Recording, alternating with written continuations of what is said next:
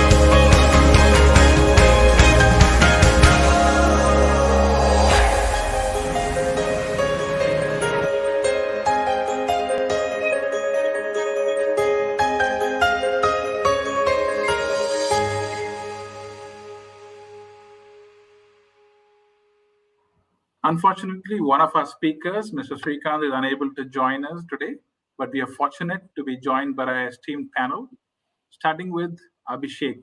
Abhishek Humbad is the founder and CEO of Kudera, the world's leading volunteering management company, enabling 7 million employees to volunteer in 100 plus countries globally.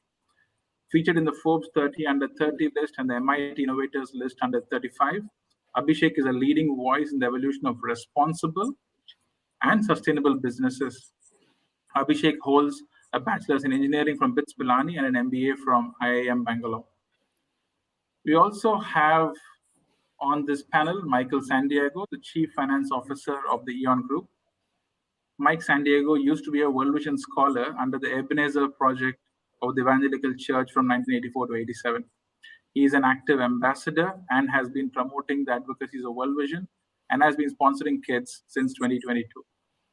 Mike was Senior Vice President for Finance and Management Services and is also now the CFO for Eon from 2017 to 2013. And he has returned in 2022 to the Eon Group as the Chief Financial Officer. We are also happy to have Carlos, the Brand, Marketing and Culture Director from TELUS International for Asia Pacific region. Thank you, Carlos, for joining in the middle of the night from Mexico. Carlos has worked for over 13 years in different locations of TELUS International, supporting talent acquisition, communications, corporate social responsibility, marketing, and culture. Prior to joining TELUS International, he has previous experience in other big BPO and captive centers. We are honored to have Rebecca France, who is moderating this relevant, timely, and insightful conversation. Rebecca is the Regional Director of People and Culture for World Vision International in Asia Pacific, responsible for end-to-end HR across the region with a primary focus on people strategy, leadership, culture, organizational structure, staffing performance, talent management, and employee experience. Rebecca has 28 years of work experience, accumulated through living and working in 6 countries, 5 industries, and 3 functions. Rebecca's vision is for every human being to have fulfilling works and make the unique contributions only they can on this planet. Thank you, Rebecca, for taking the time, and over to you. Thank you so much, Rahul, and a warm welcome to our virtual audience here and all our panel. As a backdrop to this great resignation, I thought we could warm up our minds and our hearts reflecting on three mega trends that have been confronting the workplace in recent times. The first is really about the erosion of trust. You know, some of us who have 28 years of work experience know that the workplace today looks very different from how it looked back when we started. We've come a long way from lifetime employment. Organizations are being driven so hard by shareholder demands for competitiveness, for compliance, for profitability, for efficiency. And we're moving away from those family founded, founder led companies to really this generation of professionals that are caught between so many competing commitments. The millennial generation, one that we have two wonderful speakers on the panel today qualified to speak about. And Mike and I are the non millennials here, just for everybody's information. But we'll be getting into that a little bit. Those born between 1980 and 2000, they're now firmly entrenched as a majority in the workplace and will make up about 75% of our workforce by 2025. And you know, they're pushing us, they're driving the workplace into this beautiful new future, and they're sort of saying it's not enough to have profit, we must have purpose. It's not enough to make a contribution, we must have a community. They're forcing us to think about respecting the whole self and, you know, busting this myth of 9 to 5 working. And they are hungry for learning, for growth and reinvention. And for many of us, this is a challenge. How do we engage their hearts and minds? And then the last mega trend, I think, needs no introduction. We've all been living it for the last couple of years, the pandemic. And all the restrictions and challenges, but also all the opportunities and reinvention that we've seen with that. So I don't want to spend more time setting the stage because there are some fabulous conversations waiting to be had. We're looking to you to keep us awake and engaged through your chat comments and questions, and we'll be taking that later as well. But for now, I'd just love to jump into these three mega trends and have our wonderful panel look into where does corporate volunteering fit in? Because each of these trends has shifted the game, and the whole definition of a successful, sustainable organization today and going forward is so different. And where does corporate volunteering offer hope for us against that backdrop? And how can we make the most of it and watch out for some of the pitfalls? So let's start with you, Abhishek. I want you to really know that your CV reads like my dream CV, which I never had. You know, your educational background, your credentials, and I kind of think, yet you've chosen a real off the beaten track path to leave a legacy. Tell us more about how Goodera came to be and share a little bit more about yourself as we kick off. Thanks, Rebecca, and it's great to be here on this esteemed panel. Thank you so much for giving Goodera and me the opportunity. Goodera, our mission essentially is that you know we feel that everyone wants to volunteer, but it's just so difficult to do it. And we live in a world where it's so easy to book a cab or get a pizza delivered home, but it's just so difficult to volunteer, and that's just not right.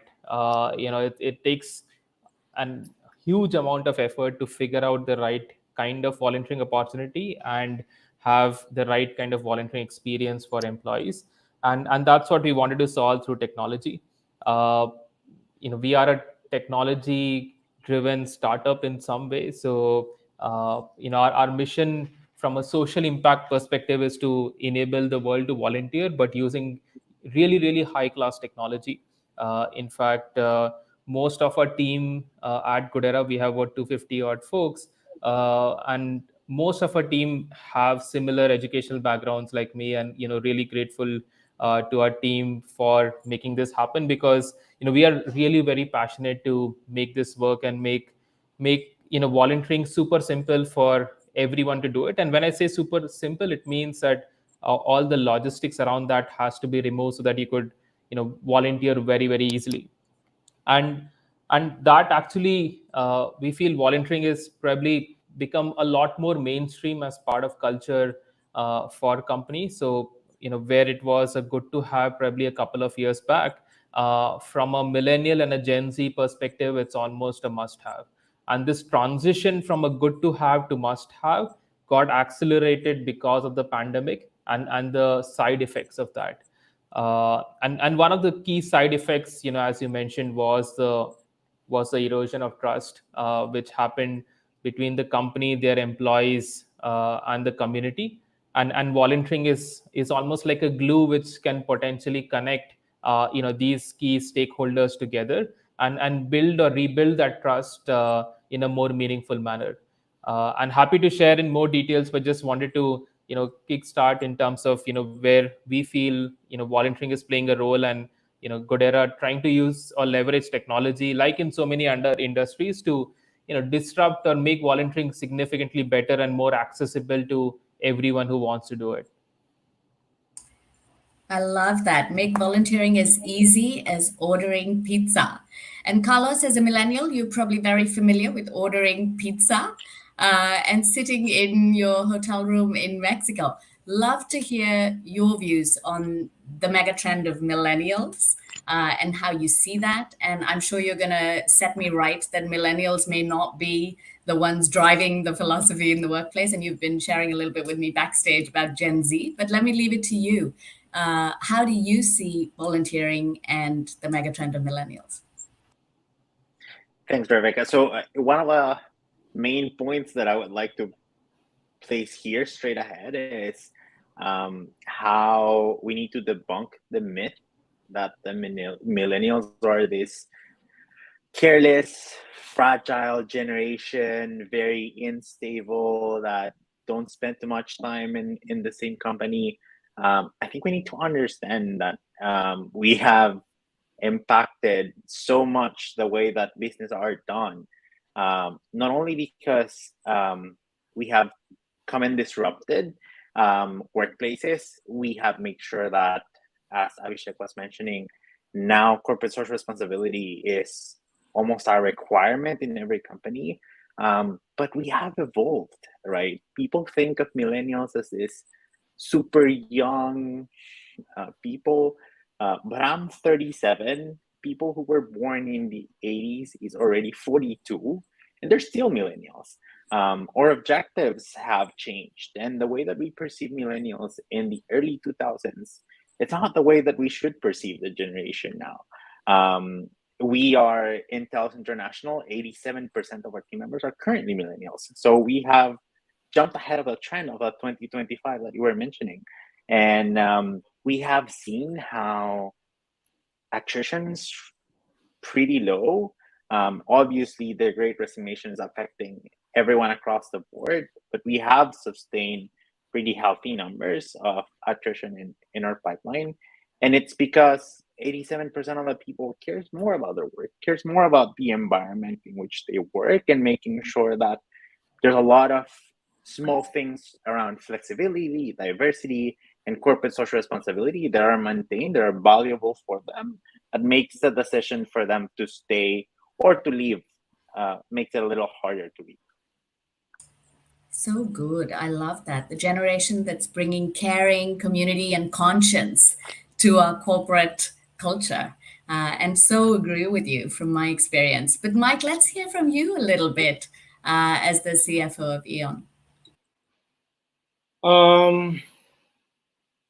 Yeah, I think I'm not sure whether I would classify the Great Resignation as another type of pandemic that most organizations are experiencing right now. But really, I've seen a lot of resignation, and I mean, good for Carlos and their company that the attrition number is really being managed right now. But in most organizations, a lot of this organization are experiencing the so-called Great Resignation, and probably because of what we have experienced during the COVID pandemic, that most of our employees, even if they are doing a work from home arrangement, work from home meaning they are less engaged, probably. So I think it's time for us to counter the great resignation or this issue by making sure that we can re-engage the the employees. In the past, we were taught, the not so millennials like us, Rebecca, right?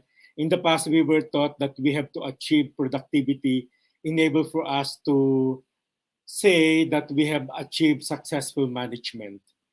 Right now, we can still achieve productivity, meaning efficiency and effectiveness, but we have to make sure that in the first place, the members of our organization are engaged and continuously re-engaged, meaning they are motivated, we listen to them, we hear them, and we address their concerns, especially the millennials' concerns, right? So I think it's just a matter of making sure that we have laid out all the engagement, employee engagement that this is not an HR functions anymore. This is a shared functions by the members of the management, including the whole management committee. Again, it's no longer an HR role anymore. It's everyone's role to make sure that the members of the organization will be re-engaged and will be happy to to come back, because that's another challenge that we will be experiencing.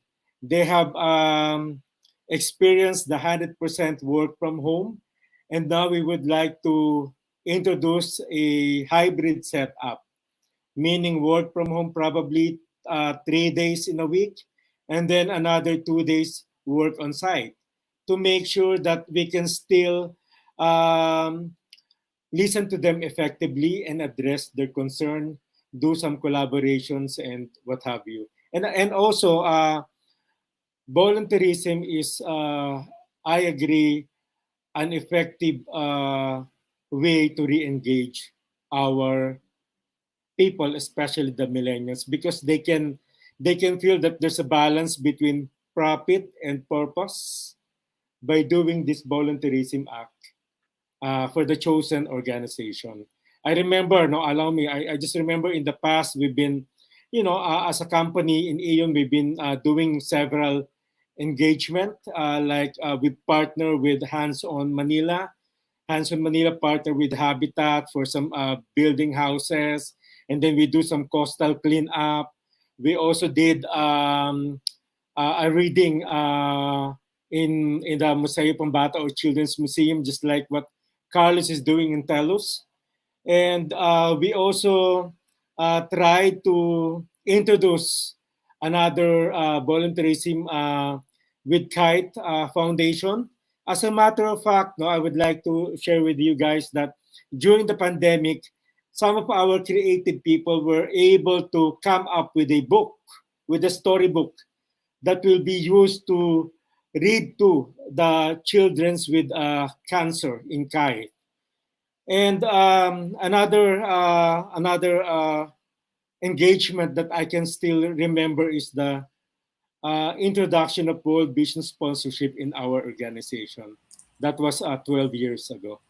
And being one of the previously sponsored child, the corporate development and HR used me to talk to our, or to engage to our millennials, so they would really understand where World Vision is coming from.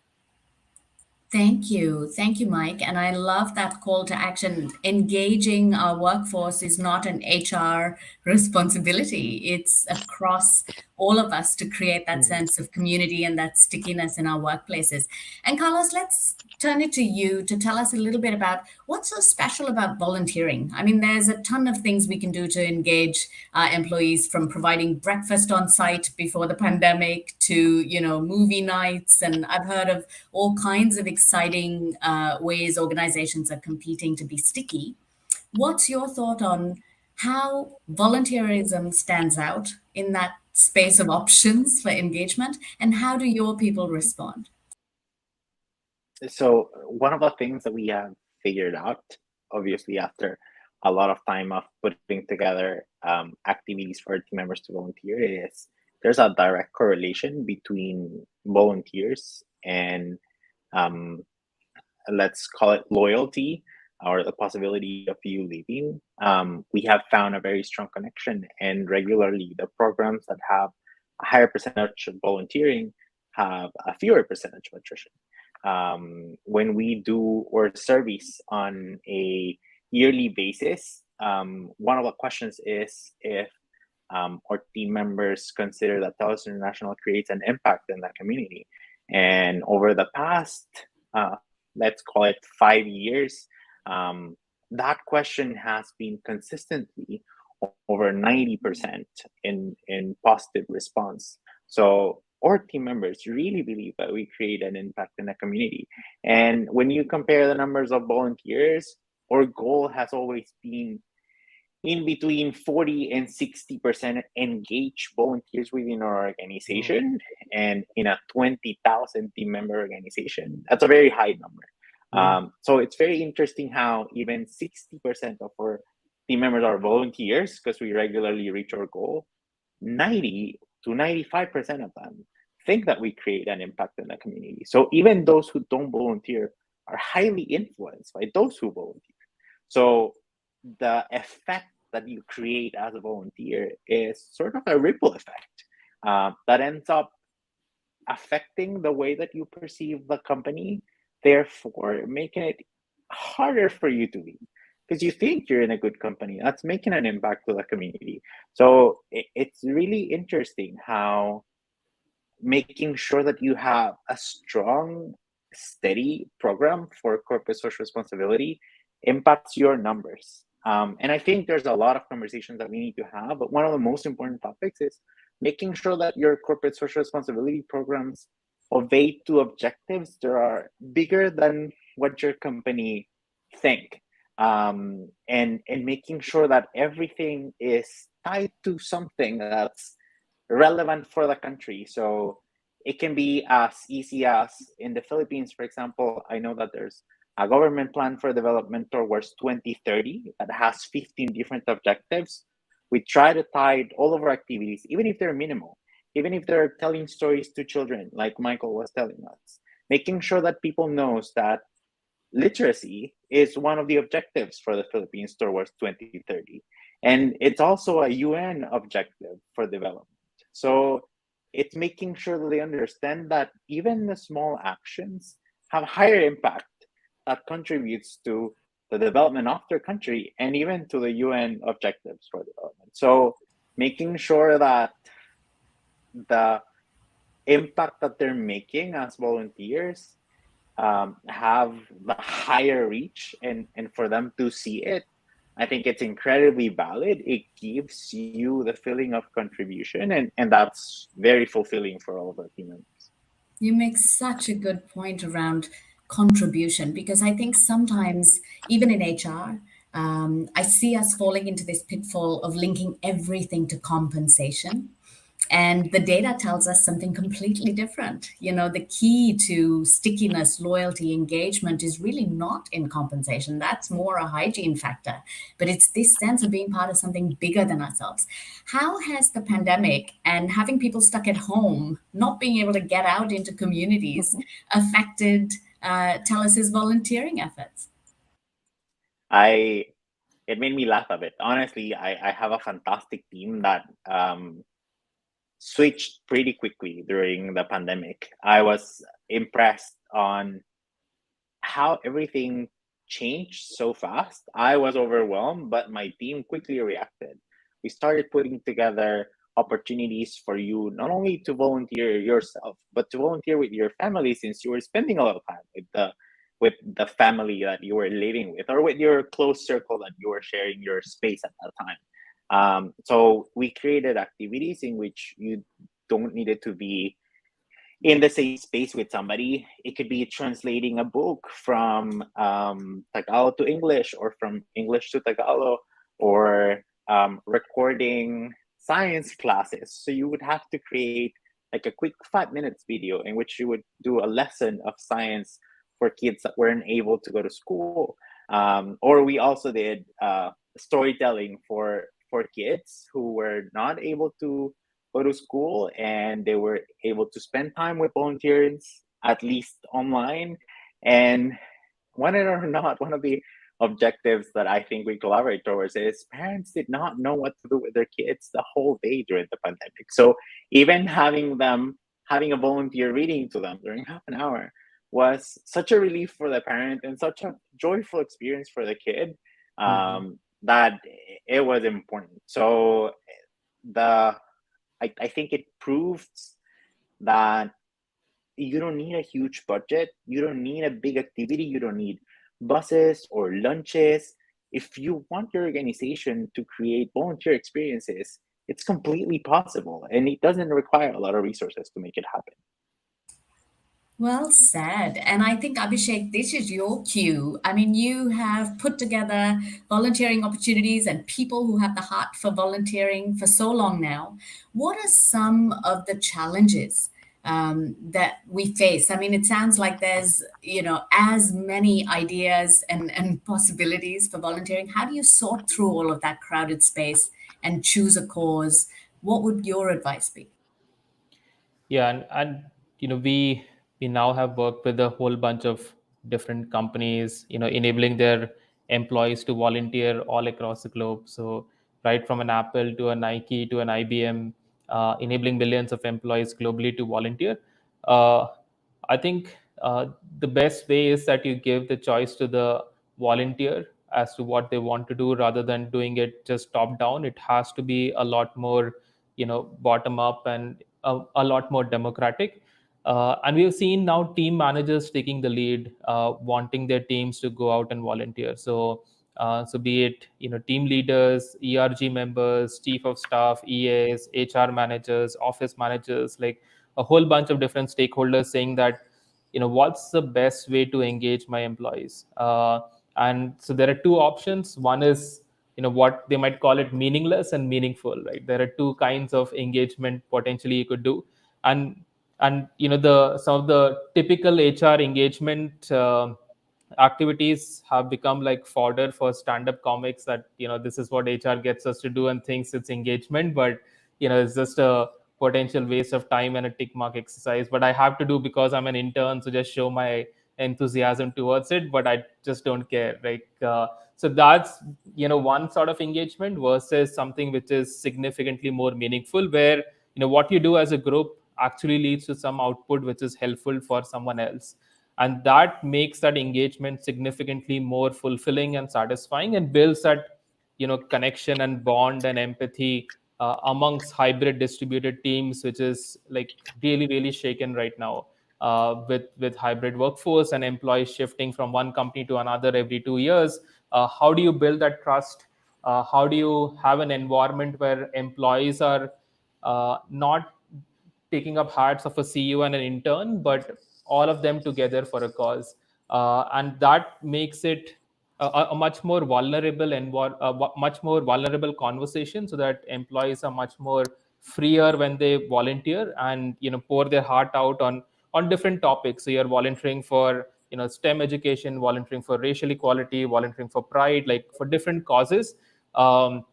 You tend to share personal stories, and when that happens, that actually leads to a much stronger, deeper connection. It's almost intentional connection building, through being more honest and vulnerable amongst each other as a group, and that leads to a really great sort of uh, uh, bond between teams. And when they are distributed, they haven't seen each other for months or have never met each other, and still they build a connection on topics other than work, which are really important. And across the last 2 years, you've seen companies focus on something called as ERGs, employee resource groups, which are getting formed in a lot of companies. So communities within companies focused on, let's say, uh, racial equality, or women networks, or accessibility, DNI networks. And these communities are formed, but they need some sort of engagement to hold that community together. And volunteering becomes like a really powerful way of not only holding it, but helping them further the cause and building empathy around it from a volunteering lens. And it's just not about doing something for others. So volunteering is just not about helping the community, but actually making employees much more empathetic, better citizens, which is also helpful for the company over the long term, helps in employer branding and a whole bunch of others. So uh, and most of the volunteers, especially millennials, would be your Instagram volunteers in some way. So it's just not about, okay, I'm giving back after I reach 60, but I want to do it from my early days, but also go on Instagram and LinkedIn and talk about it and feel good about volunteering. So it's also helping somewhere from a mental health perspective, especially in these times where it's a really important topic. So you feel much happier after volunteering. There is a science behind it that it leads to oxytocin getting released. It's a hormone which gets you and makes you happy. So a whole bunch of benefits out there. But companies need to think of volunteering as I mentioned, a must have. And whenever it's must have, it needs to be more structured, more planned, using technology. Like, it has to be not as a good to have where it happens organically, but companies need to be more intentional. And a lot of our customers take up targets. So let's say at Apple, Tim Cook is the one taking up volunteering targets. So it starts with the CEO saying that, oh, this is something which is important for the company, and we'll do that, and build like a plan around actually making this happen. Also, a lot of companies get into this notion that volunteering is 1 week a year, we have a week of service, and that's it. And that's not what employees want. And they want that week, but they want to do something throughout the year for the causes that they care about, with their families, with their friends, with their colleagues. So just empowering them to do it very seamlessly becomes a really critical exercise. So good. I mean, I'm just reflecting on some of the key takeaways from what you've just said. One, watch out for doing a top down exercise and forcing everybody to get passionate about animal shelters, for example, because that might not be everyone's cup of tea. And really allowing this to kind of bubble up from the employees themselves, which keeps that authenticity. But I think you then quickly move to this connection between when we are our authentic selves, we are able to connect, whether it's virtually or physically, just much better with people. So finding that affinity, creating those affinity groups, and really discovering the way we care about the same causes creates that glue and that stickiness in workplaces. I guess one thing that's puzzling me is, you talked about, yes, it cannot be top down. At the same time, if we just allow everybody to follow their own heart, we might end up diluting what possibilities there are for an organization to be that force for good. So how do you advise corporates to make that choice? Should they come up with their own ideas and efforts and initiatives, or is it better to scope the market and put your shoulder to a credible wheel? And what are some of the pitfalls and the dangers in volunteering? With all our good intentions, are there any landmines to watch out for? Sure. I think it starts with the role of the organization is to provide the enabling ecosystem for employees to volunteer. And when I say ecosystem, it's about the policy. So if you have a paid time off, or any of those kind of policies, how do you recognize volunteers? How do you incentivize volunteers? So that's a policy lever. Second is just strategic levers, saying that for a lot of our customers, they have volunteering as part of new employee onboarding. So whenever an employee joins in, every month, all new employees who joined in volunteer as a group, and that creates a cohort which stays connected forever. So how do you make volunteering more mainstream? So that's another lever. Third is about communications, as to how do you drive communications internally about it. There is so much of internal comms out there on so many different initiatives. What's priority for you from a volunteering perspective? Tools and technologies that you bring in. So these are things which are enabling ecosystem from a volunteering perspective, but you can't be prescriptive on how and where to volunteer. But you could provide the guardrails and the framework. And for sure, companies are not the experts, so they are not the ones who need to do this, but they need to provide this enabling infrastructure in terms of the resources and investments needed to do that. But it is a hugely high ROI investment. Once you provide this, volunteering is probably the most cost effective employee engagement as well, purely from a ROI perspective. So those are the things which companies need to do. In terms of pitfalls, I think one common pitfall is that companies feel that nonprofits need XYZ, whereas they don't need, and they're forced to accept volunteers, which for taking or getting some grants. And I think that is counterproductive to the whole notion of doing something which is meaningful. So I think that is really important. Second is just to understand volunteer personas. So if there are 100 members in a company, there are 2 or 3 folks who are extremely passionate about volunteering, who were there in the hospitals during COVID to help people out. And there are 30 employees who just don't care about volunteering. But there are this 60 in between who would do it if you make it super simple for them. So it's volunteering is almost like a funnel, where top of the funnel is simple to do volunteering activities, get a lot of people involved and make it part of culture. And then a certain percentage of them would do more longer term skills based volunteering as well. So think of it almost more strategically rather than a bit more ad hoc on how to create like a very robust volunteering program.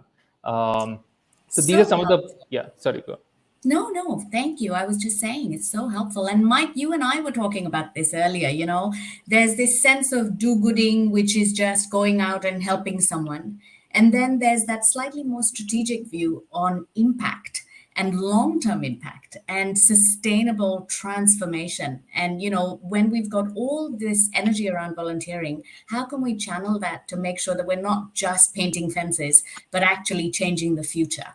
And Mike, I want to put the spotlight on you. I know this could be a little uncomfortable, but as a sponsored child yourself, you are telling in your life story the story of transformational development and how different that is from just charity work. And you describe it in this kind of, partnership of the beneficiary and the folks doing the volunteering. So tell us more about that, and love to give you a little time to unpack perspectives. Yeah, thank you. Before I answer that, I just would like to follow up on what Abhishek has mentioned, that any effort on volunteering should not be a push coming from the top.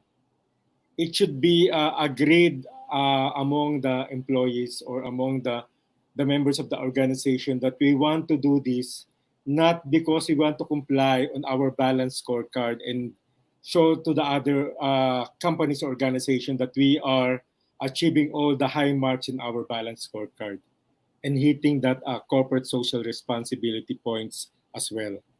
So it must be really an effort that will be discussed together with your employees, so the true sense of volunteerism will be there. That's what happened when our corporate affairs staff approached me about the inquiry from World Vision Philippines, when they want to partner with us and they would like to engage our employees and introduce the sponsorship program of World Vision Philippines.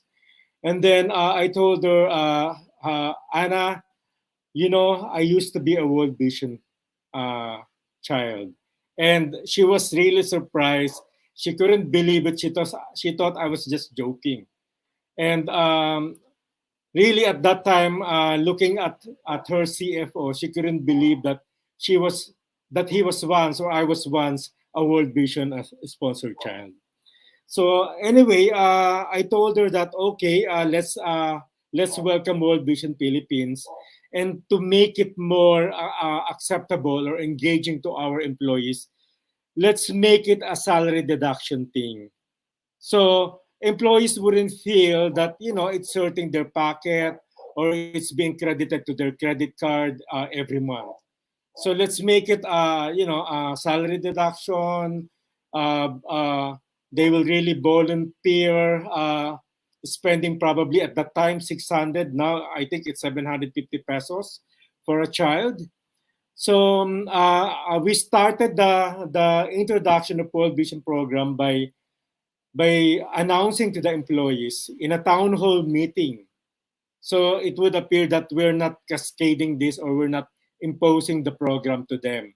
It's more of really consulting with them and then presenting that their very own CFO was once a beneficiary of World Vision program. So anyway, so I told them that I used to be a World Vision kid, and at that time I was labeled I was labeled as a last chance kid because my sponsorship came in late. Normally, World Vision will sponsor the child from grade school up to high school, but my program was the counterpart in our church sponsored my allowance during my college days. My mom approached the church saying that, you know, my boy is entering college and we don't have, enough money to support him. Maybe you can consider him. And then luckily, they agreed to sponsor me and they provided me monthly allowance. At that time, I used the allowance for my transport and to buy some secondhand books in the university area in Manila. So I could really transform or change my mindset that I'm not just into this for charity. I would like to take advantage of this opportunity so I can better myself by making sure that by improving the way I perform in school, I will be hitting two birds with one stone. Number one, I'll be delivering good grades for World Vision Philippines, of course, and second, I am making sure that I am enriching myself because I'm prioritizing my education. So because of that transformation in my younger mindset, fortunately, I graduated with an honor in college. So that uh, gave me a passport to be invited with different corporations immediately after graduation. So fast forward, I was re-engaged with World Vision when I entered the MBA school in Manila.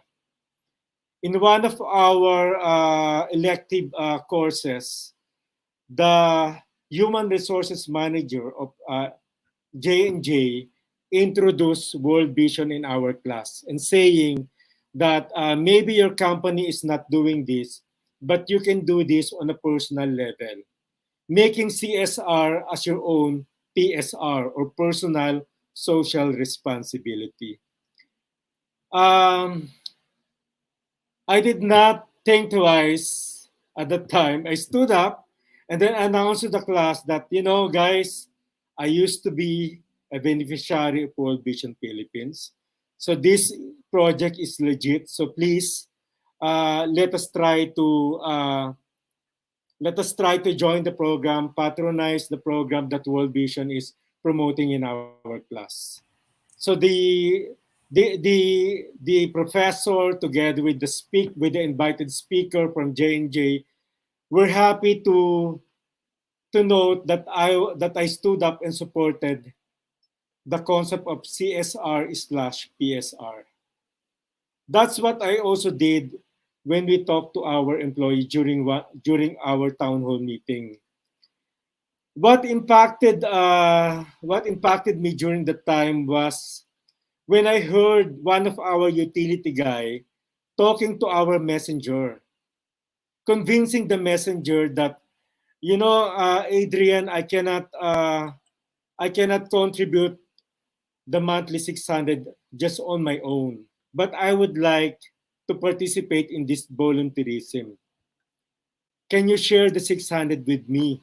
And then let's contribute 300 a month or 150 pesos every payday. So fortunately for him, I was really smiling at the back hearing them discussing this. And then when he went home, this utility guy, he announced to the family, even to his kids, that, guys, starting today, I will be sponsoring one child of World Vision. And then the daughter said, Dad, how come you are sponsoring a child when we don't have so much money to spare? And then he said, I was inspired by our CFO. He used to be a World Vision sponsored child. So I want to make sure that I can develop another Mike Santiago in this world, something like that.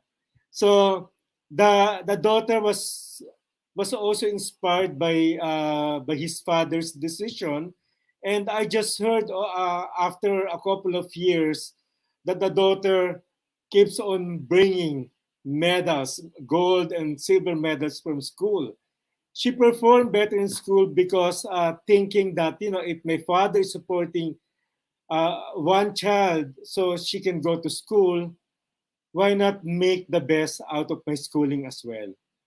So I was really proud of this engagement, that the company has initiated for our employees.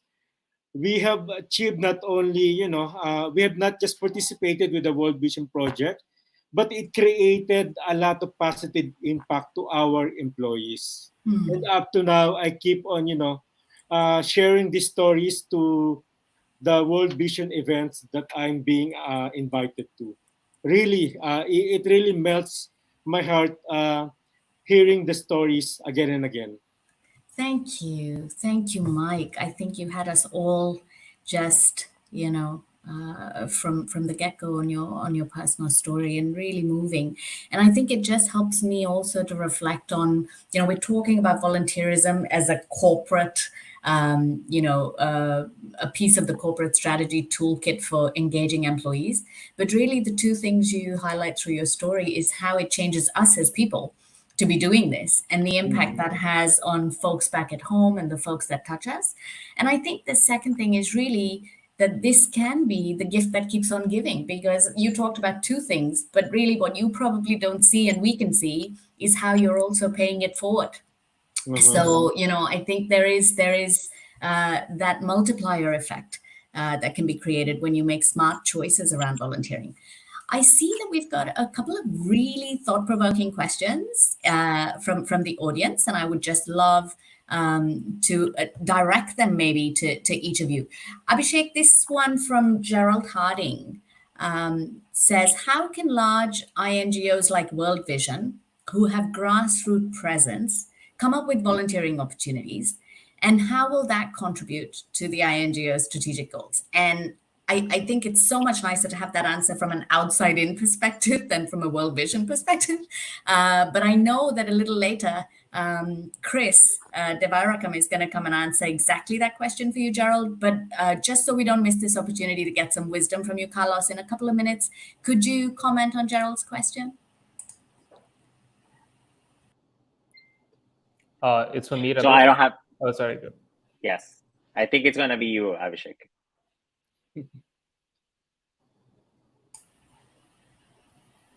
Got it. So just on that question on international NGOs, I think the corporate side question is exactly the opposite. That we have lots of employees who want to volunteer, and where do we find the really good volunteering opportunities, and similarly at the nonprofit side. And happy for Goodera to step in, as we work with thousands of nonprofits, and international nonprofits are something that we'd love to partner with.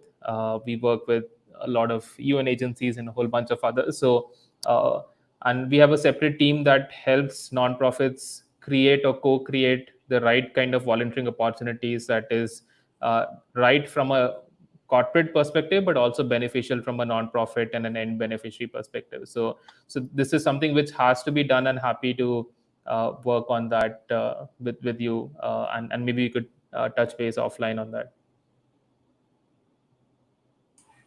Yeah, thank you. And maybe we can take Jane's question next. Around the panelists, on a scale of 0 to 5, how do you think each of you has done, and what could you do differently? Why don't we start with you this time, Carlos? Yeah, perfect. I'm obviously incredibly biased around TELUS, and I would love to say we're like a 5 out of 5. But engagement is such an ever-changing topic. To be honest, you can be 100% engaged with your company today, but tomorrow you can receive a job offer from a company that you always wish to work with, an amazing compensation package that fulfills everything. And even though you were 100% engaged yesterday, today that you got the offer, you might not be 100% engaged. So I would like to say we're somehow a 3, because we put a lot of effort on a daily basis, but we're very well aware that there's gonna be people that unfortunately it's gonna find greener pastures outside, and there's nothing that we can do. In fact, we try to be incredibly thankful for the time that team members spend with us, what they have been able to learn, and what they have been able to share with us. But we understand there's a path, and we all have professional aspirations that sometimes cannot be fulfilled where you're working. Nevertheless, for all of those who are staying, we try to keep them happy. We have a tagline that we try to apply into everything, thinking on our team members' happiness level, and we always say we're happy here. And that's kind of core mentality whenever we try to put together an engagement situation. We try to measure how can we be better on a daily basis, but situation is again ever changing, and right now with the Great Resignation, everybody's getting impacted because of so many reasons that it's, I think, impossible to be that high. So I would say a 3, and I would say the first thing that you need to do is to listen. Make sure that you have a very thorough system of exit interviews. Get all the feedback from all the people that's leaving, and make sure that then, after you have like a good amount of data that you can compile and analyze, you put together a plan to tackle those things that people's pointing out when they're leaving, because that's such an interesting level of insights, and plans can continue through, and then you need to also compare with those who are staying, with your annual, mensual, whatever monthly surveys that you're having. That's I think good amounts of data that you can analyze and put together plans towards.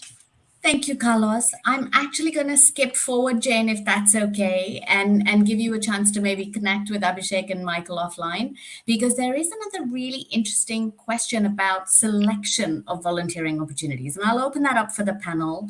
You know, it's back to this question of how can we be strategic? And I will ask that we try to address that in just a couple of minutes or under, so that we have a few minutes left just to wrap us up nicely.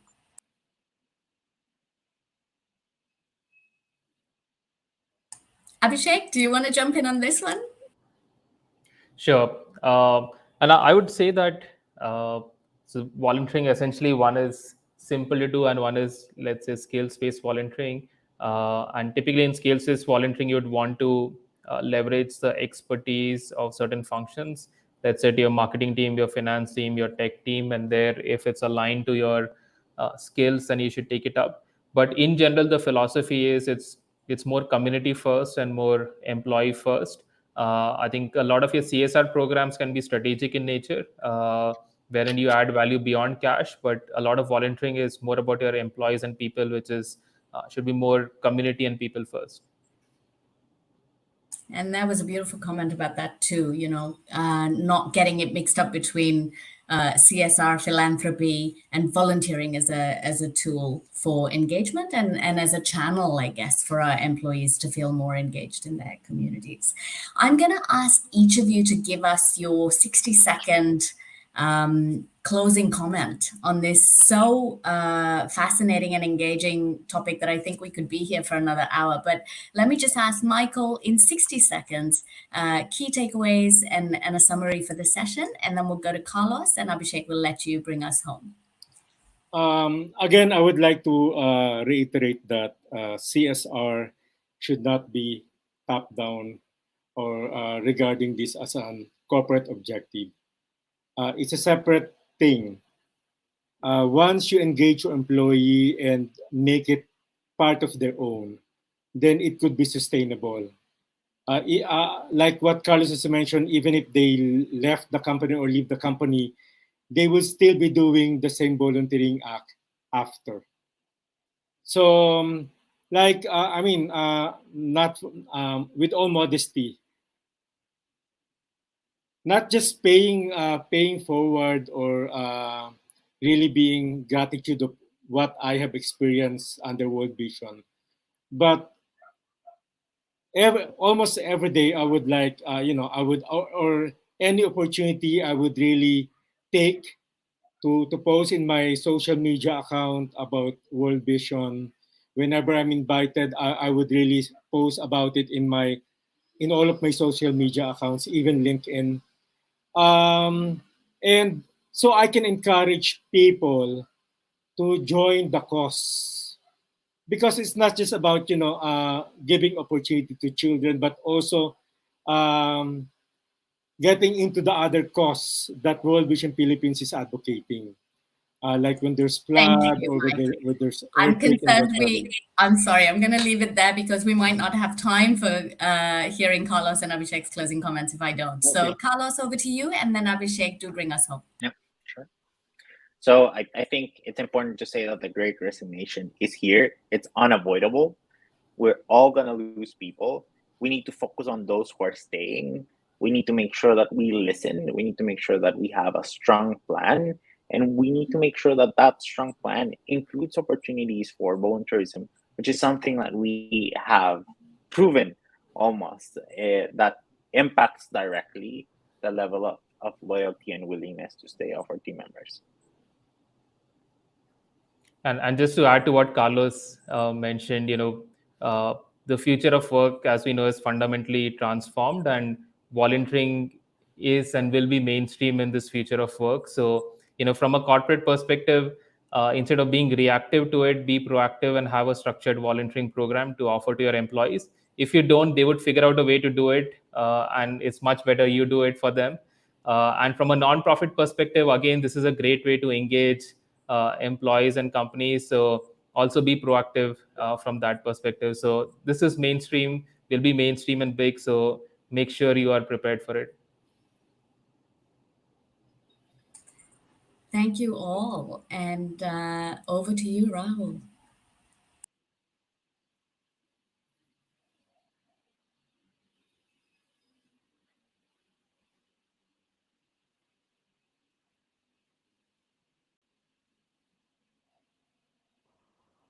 Thank you, Rebecca, and thank you, the panel, for taking the time and speaking about the Great Resignation and how volunteerism can help in re-engagement. I think very good points of view, and it is not about a good to have anymore, but it is rather a must to have, must have. We learned a lot and how you can make it more impactful and effective across the board by including even their families as well. So thank you all for joining for this session. And to learn more about how you could actually volunteer with World Vision, I'd like to invite Chris Devarikam, Chief Operating Officer for World Vision in Asia Pacific, leading the strategic support services. Chris would give us a brief introduction into how you could actually volunteer as part of World Vision from your corporate as well. Over to you, Chris.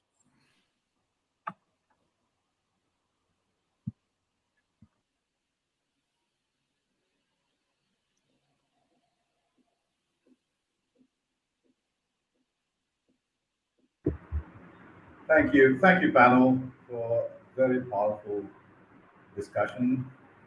And from CSR to ESR, that's really great. And Mike, thanks for that very touching story.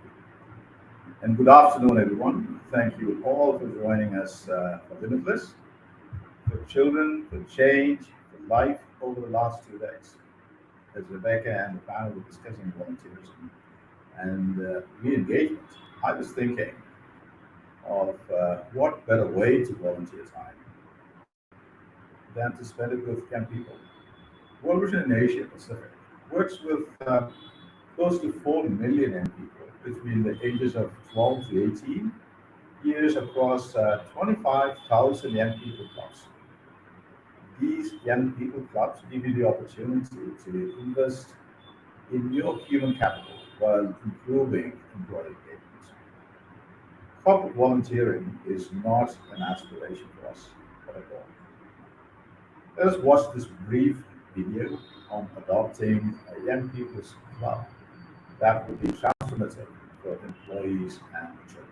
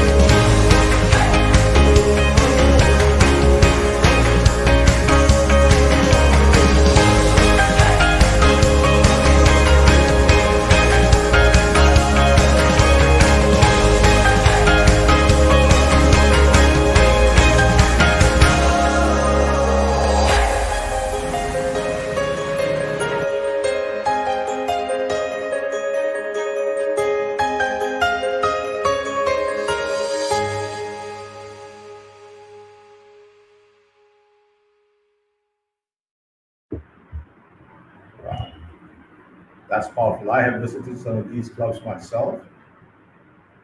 Adopt at Young People's Club. What your employees can do for your company is invaluable, and what they can do for children is limitless. At this time, I would like to thank each one of you for joining us for Limitless World Vision's Asia Summit for Corporate Growth.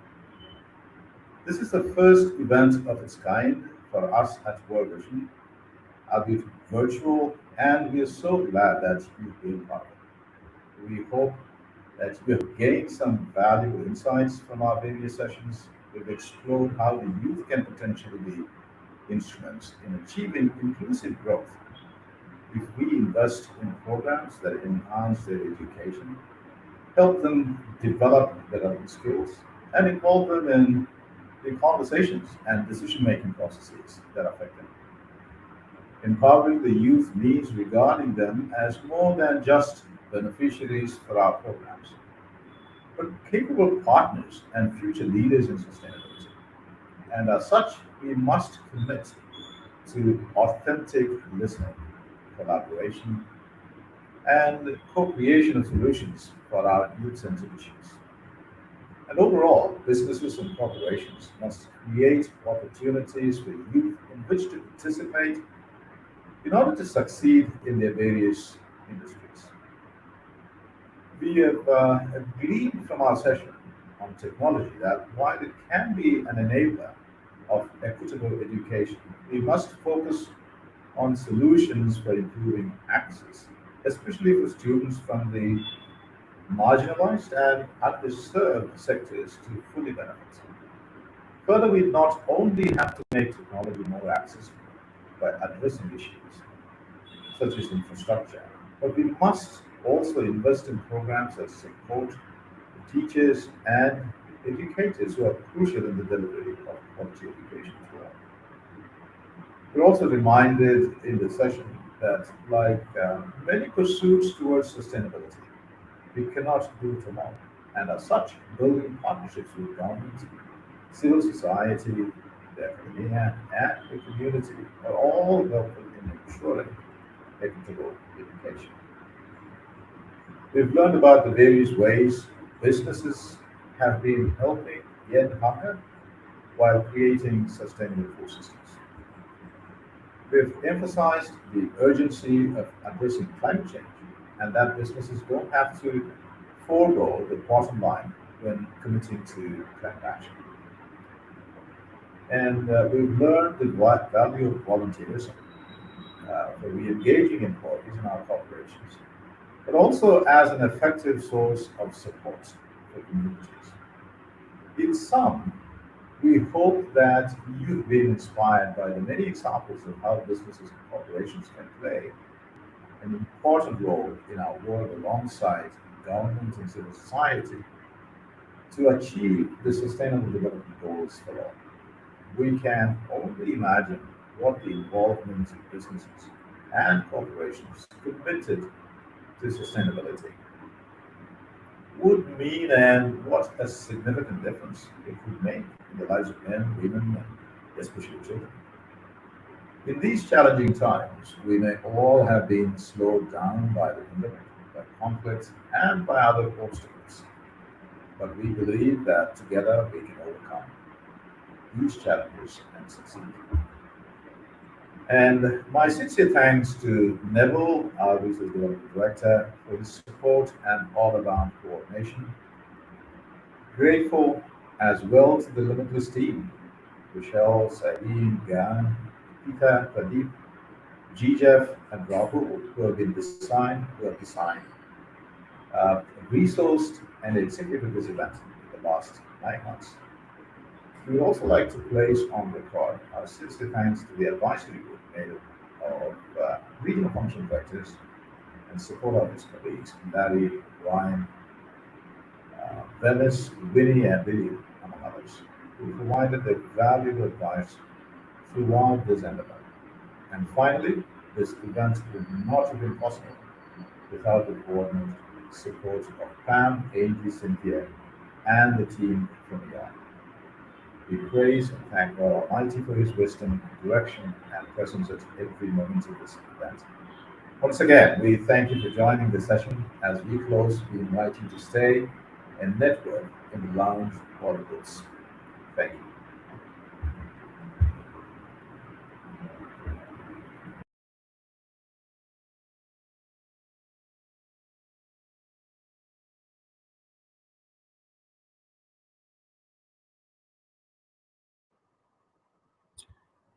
Thank you, Chris, and thank you everyone for joining. As we conclude day 2 of the summit, we would like to thank you for taking the time to join us. And we thank all our partners who believe in the significance and impact of World Vision and continue to join us through this journey to lead sustainable change.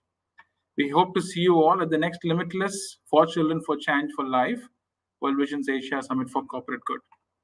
At this point, we are encouraging you to visit the lounge, virtually roam and meet like-minded and like-hearted individuals attending today's sessions. Please also take time to visit the country booths and get to meet our lovely field office colleagues and the booth managers in those country booths as well. We'd like to hear your thoughts about the summit. Please answer a quick event feedback form, which will be shared on the chat box now. If you're posting about today's event, please tag us using hashtag #LimitlessWVI2022. Thank you and happy networking. See you all at the next Limitless.